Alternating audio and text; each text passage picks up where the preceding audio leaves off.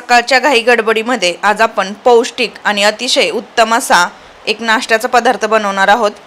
हा बनवायला खूप सोपा आहे। सकाळच्या गडबडीमध्ये 10 ते 15 मिनिटांमध्ये पटकन तयार होतो। तुम्ही मुलांच्या डब्याला सुद्धा देऊ शकता। तर रेसिपी शेवटपर्यंत नक्की पहा।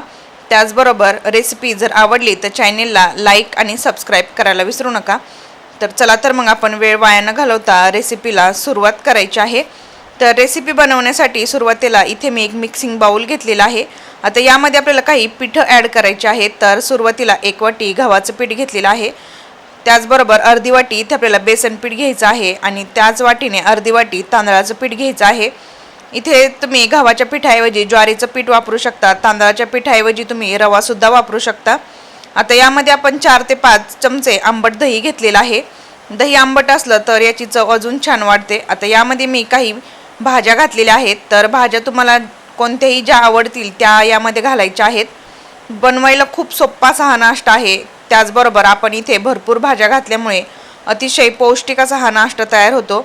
आता यामध्ये काही मसाले घालून घेऊया। मीठ घातलेलं आहे, हळद घालायची, धने पावडर घालायची आहे, त्याचबरोबर लाल तिखट घालायचं आहे।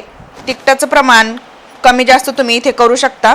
आता यामध्ये आपल्याला पाणी घालायचं आहे। एकदमच सुरुवातीला पाणी जास्त घालायचं नाही, नाहीतर पिठाच्या गुठळ्या होऊ शकतात। थोडं थोडं पाणी घालून आपण हे मिश्रण व्यवस्थित मिक्स करून घ्यायचं आहे। तुम्ही तुमच्या मुलांना कोणत्या भाज्या किंवा रेसिपीज देता ह्या मला कमेंट करून नक्की सांगा। तर पीठ आपलं मिक्स करून झाल्यानंतर सगळ्यात शेवटी कट केलेली कोथिंबीर घालायची आहे आणि अर्धा चमचा इथे आपल्याला खायचा सोडा घालायचा आहे। म्हणजे आपण जे धिरडे बनवणार आहोत त्याला अगदी मस्त छान मधून जाळी सुटेल। तर आता पुन्हा हे व्यवस्थित मिक्स करून घ्यायचं आहे आणि धिरडे बनवण्यासाठीचं मिश्रण आपलं तयार झालेलं आहे। तर दुसरीकडे गॅसवरती मी तवा गरम करत ठेवलेला आहे। तवा गरम झाला की यावरती तेल सोडायचं आहे। बाजूने तेल व्यवस्थित पसरवून घ्यायचं आहे, म्हणजे धिरडे आपले व्यवस्थित निघल्या जाईल। आता बॅटरमधील एक मोठी पळी अशा प्रकारे व्यवस्थित यामध्ये घालायचं आहे।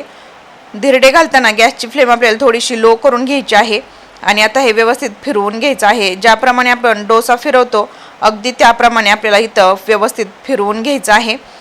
तर तुम्ही बघू शकता यामध्ये आपण वेगवेगळी पिठं घातल्यामुळे आणि भरपूर भाज्या घातल्यामुळे बनवायला आणि खायला खूप मस्त असा हा नाश्ता आहे।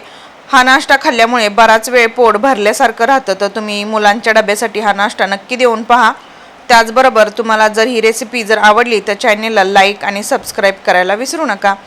तर आता आपण ही वरची बाजू पूर्णपणे ड्राय होत नाही तोपर्यंत आपण पलटी करून घ्यायचं नाही, नाहीतर धिरडं आपलं व्यवस्थित भाजणार नाही। तर आता व्यवस्थित वरची बाजू ड्राय झाल्यानंतर आता आपण पलटी करून घेऊया।